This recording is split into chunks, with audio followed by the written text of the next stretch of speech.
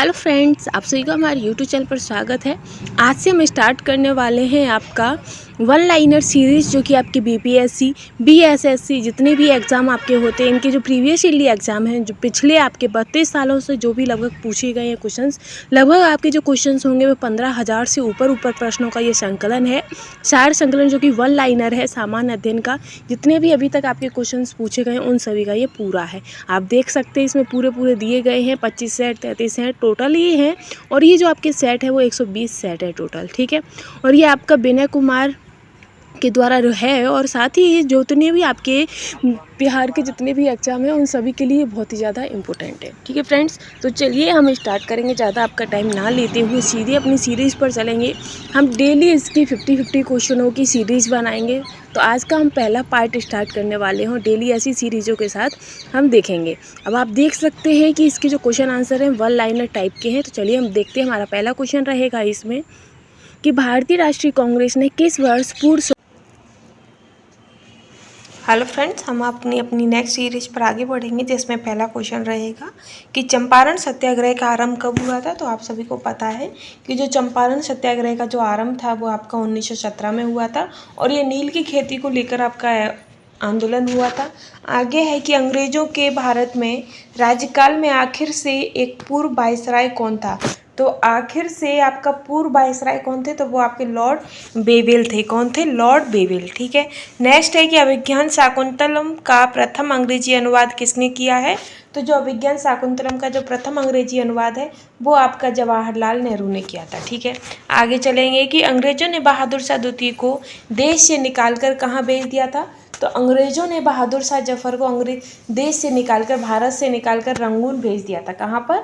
Rangoon, ठीक है। आगे चलेंगे नेक्स्ट क्वेश्चन पर कि गुरु नानक का जन्म कहाँ हुआ था। तो गुरु नानक का जन्म जो है वो आपका तलवंडी में हुआ था।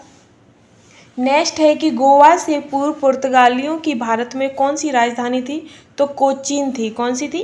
कोचीन। नेक्स्ट है कि अकबर के राज दरबार में कितने रत्न थे।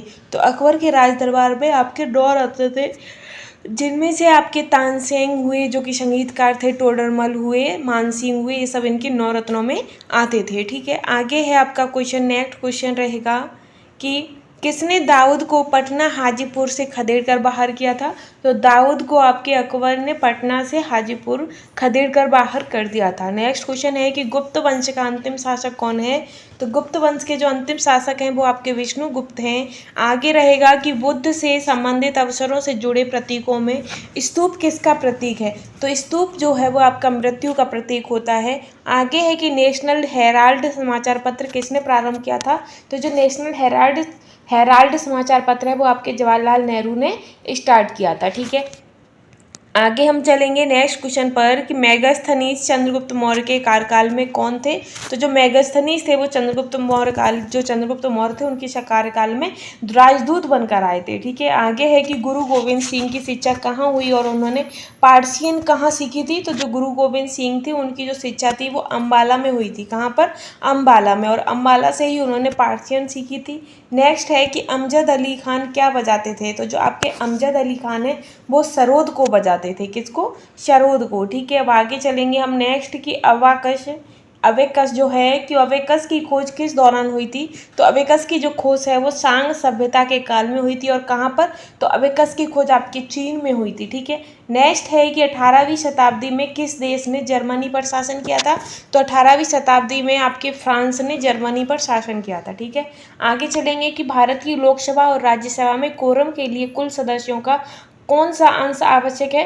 तो भारत की जो लोकसभा और राज्यसभा के जो कोरम होता है उसके कुल सदस्यों की संख्या आपकी 1/10 होनी चाहिए, ठीक है। आगे क्वेश्चन रहेगा आपका कि साप्ताहिक चार्ली हेब्डो कहाँ से प्रकाशित किया जाता है। तो ये जो आपका है ये पोरस से प्रकाशित किया जाता है, पोरस, ठीक है। नेक्स्ट है कि H1N1 किसके द्वारा होता है। तो H1N1 आपका जीवाणु के द्वारा होता है, ठीक है।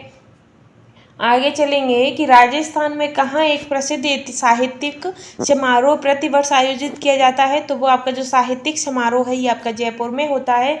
आगे है कि उत्तर प्रदेश का राजकीय फूल क्या है। तो उत्तर प्रदेश का राजकीय फूल आप सभी को पता है कि पलाश का है, ठीक है। और राजकीय पुष्प पेड़ कौन सा है। तो आप सभी को पता होगा अशोक है, ठीक है।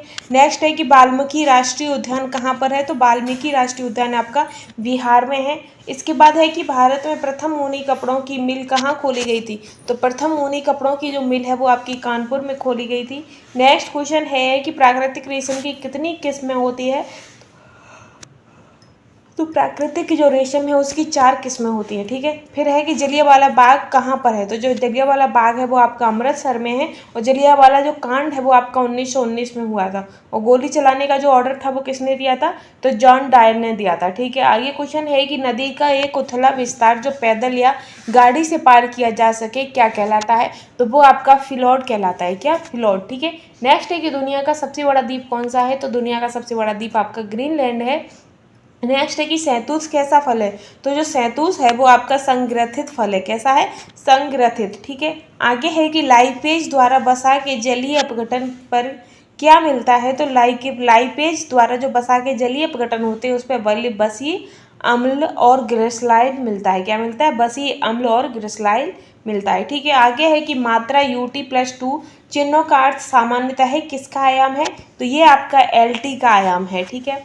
आगे है कि क्लासिकल भौतिकी के नियम किन कारणों पर लागू होते हैं। तो जो क्लासिकल भौतिकी के जो नियम है वो आपके 10⁻⁻8 एम पर होते हैं, ठीक है। आगे है कि बैंगनी प्रकाश के जो पास्कल का जो पारस है उसमें कितना होता है। तो ये आपका 450 से लेकर 500 के मध्य होता है, ठीक है। फिर है कि एक रोगी के शरीर के अंदर देखने के लिए क्या उपयोगी है। तो एक रोगी के शरीर में देखने के लिए प्रकाशीय तत्व आवश्यक है, प्रकाशीय तंत्र आवश्यक होता है। आगे है कि उत्तरी गोलार्ध में सबसे लंबी रात्रि कौन सी होती है। तो उत्तरी गोलार्ध में आपकी 22 दिसंबर की रात्रि सबसे लंबी होती है। नेक्स्ट है कि जब प्रकाश दूसरे माध्यम से अंदर जाता है तो क्या होता है। जब प्रकाश दूसरे माध्यम से अंदर जाता है तो उसकी जो प्रवृत्ति होती है उसमें कोई भी परिवर्तन नहीं आता है, ठीक है। आगे चलेंगे नेक्स्ट क्वेश्चन पर। आप सभी को पता है कि जो ये कंटेंट की सीरीज है ये आपके प्रत्येक एग्जाम के लिए काफ़ी इम्पोर्टेंट है, ठीक है। आगे चलेंगे हम नेक्स्ट क्वेश्चन पर। नेक्स्ट क्वेश्चन है इसमें आपका कि तमिलनाडु में पाई जाने वाली मुख्य जनजाति कौन सी है। तो तमिलनाडु में आपकी जो इरूला है, जो इरूला जनजाति है वो सबसे ज़्यादा आपकी तमिलनाडु में पाई जाती है। फिर है कि जारवा जनजाति कहाँ पाई जाती है। तो जो जारवा जनजाति है वो आपके अंडमान में पाई जाती है, ठीक। आगे है कि भारत की सर्वप्रथम वन्य जीव संरक्षण परियोजना का नाम क्या है।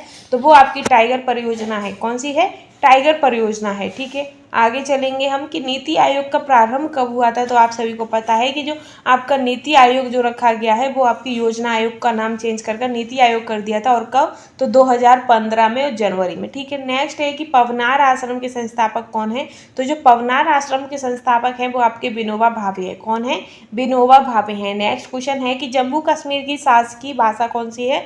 तो जम्मू कश्मीर की आपकी उर्दू शासकीय भाषा है। कैसी है, उर्दू। नेक्स्ट है कि जापान की संसद क्या कहलाती है। तो जापान की जो संसद है वो आपकी डाइट कहलाती है, डाइट, ठीक है।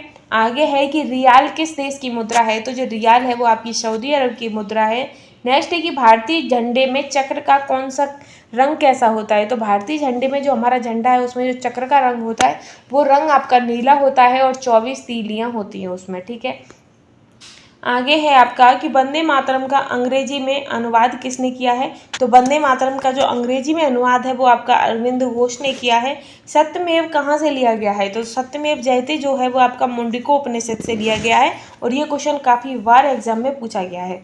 आगे है कि किसका उपनाम दी वॉल है। तो दी वॉल आपका राहुल द्रविड़ का नाम है। किसका है, राहुल द्रविड़ का। आगे है कि रेड क्रॉस का मुख्यालय कहाँ है। तो रेड क्रॉस का जो मुख्यालय है वो आपका स्विट्जरलैंड में है। कहाँ पर है, स्विट्जरलैंड में, ठीक है। आगे चलेंगे कि आनंद मठ के लेखक कौन है। तो आप सभी को पता है कि आनंद मठ के जो लेखक हैं वो बंकिम चंद्र चटर्जी हैं। और एक बात और इसमें इम्पोर्टेंट है कि आनंद मठ से ही आपका राष्ट्रीय गीत निकला है। और साथ ही जो आनंद मठ क्वेश्चन आता है कि जो आपका आनंद मठ है बंकिम चंद्र के द्वारा रचित, ये कौन से आंदोलन पर आधारित है। तो ये आपका सन्यासी विद्रोह जो था उस पर आधारित आपका आनंद मठ है, ठीक है। नेक्स्ट है कि दी ऑडेंसिटी ऑफ होप किसने लिखी है। तो दी ऑडेंसिटी ऑफ होप जो है वो आपकी बराक ओबामा की पुस्तक है।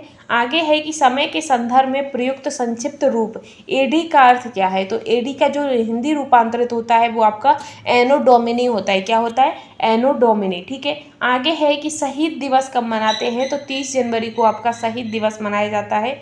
आगे चलेंगे नेक्स्ट क्वेश्चन पर कि अपने मोबाइल फ़ोन तक पहुँच नहीं हो पाने का डर क्या कहलाता है। यानी कि अगर हमारा कोई मोबाइल है और वो उस पर अपने ही फ़ोन पर पहुंच नहीं पाते हैं तो एक्सेस खो जाता है, या जैसे कि हमारा फ़ोन नंबर है और हमसे कोई भी चीज़ डिटेल डिलीट हो जाती है और वो हमें नहीं मिल पाती है, तो वो उस चीज़ का जो डर होता है वो क्या कहलाता है, तो वो हमारा नोमोफीबिया कहलाता है। क्या? नोमोफीबिया। ठीक। आगे है कि सत्यजीत रे द्वारा निर्देशित सर्वप्रथम चलचित्र कौन सी थी, तो वो आपकी पाथेर पंचाली थी। कौन सी थी? पाथेर पंचाली। ठीक है। आगे नेक्स्ट क्वेश्चन है कि भारत का सबसे बड़ा संग्रहालय कहाँ पर है, तो वो आपका कोलकाता में है। नेक्स्ट पर चलेंगे हम कि कौन अपने आयुर्वेद की ज्ञान के लिए प्रसिद्ध है, तो आपके जो धन्वंतरी हैं ये आपके आयुर्वेद के लिए प्रसिद्ध है। ठीक है। आगे है कि आईपीएल का प्रारंभ कब हुआ था, तो 2008 से आपके आईपीएल का प्रारंभ हुआ है। आगे है कि ग्राज शहर कहाँ स्थित है, तो जो ग्राज शहर है ये आपका ऑस्ट्रिया में स्थित है। ठीक है। आगे चलेंगे कि भारतीय मानक समय ग्रीनविच माध्य समय से कितना आगे है, तो सभी को पता है ये 5.5 घंटे आगे है। और ये जो मानक समय कहाँ से लिया जाता है, तो ये आपका इलाहाबाद से, नैनी से लिया जाता है। ठीक है। आगे है कि दुनिया का सबसे आर्द्र स्थान कहाँ पर है, तो एशिया है। नेक्स्ट है कि मानचित्र में समुद्र की समान गहराइयों को जोड़ने वाली रेखाओं को क्या कहते हैं, तो वो आपके आइसोबात कहते हैं। क्या कहते हैं? आइसोबात। बोरा क्या है, तो बोरा एक ठंडी शुष्क वायु है।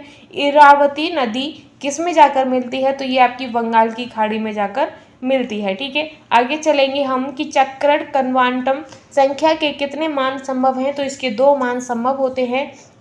नेक्स्ट है कि एक धातु के फास्फेट का सूत्र MHPO4 है, तो उसके क्लोराइड का सूत्र क्या होता है, तो जो MHPO4 है उसके जो क्लोराइड का जो सूत्र होता है वो आपका MCl2 होता है। ठीक है। आगे है कि इसमें किसमें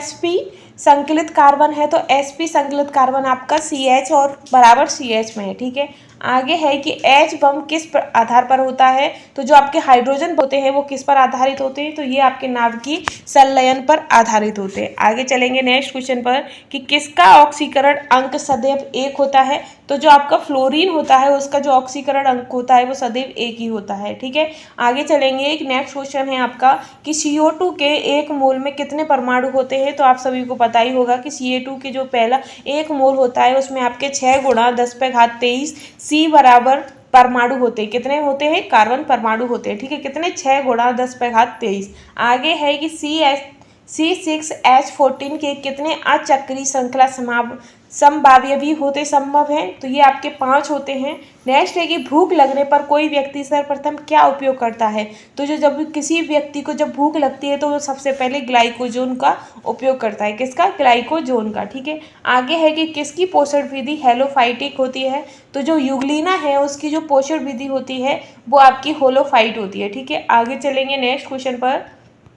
नेक्स्ट है आपका कि एक स्टेराइक का क्या स्त्रावित करता है, तो जो एक स्ट्राइक होता है वो आपका अग्नाशय स्त्रावित करता है। ठीक है। आगे है कि कौन श्वसन श्रृंखला का उपयोग कर पादप कोशिकाओं में ऊर्जा का उत्पादन करता है, तो वो आपका माइटोकॉन्ड्रिया करता है। आगे है कि विषाणुओं में क्या होता है, तो विषाणु में आपका RNA और DNA ये 2 इनमें से कोई सा भी हो सकता है। ठीक है। आगे है कि एक पारस में परिक्षिप्त कणों का आकार किस पारस में होता है, तो इसका जो आकार होता है वो 10A से लेकर 100A तक होता है। ठीक है। तो इस श्रृंखला के हमारे क्वेश्चनों की सीरीज पूरी कंप्लीट होती है।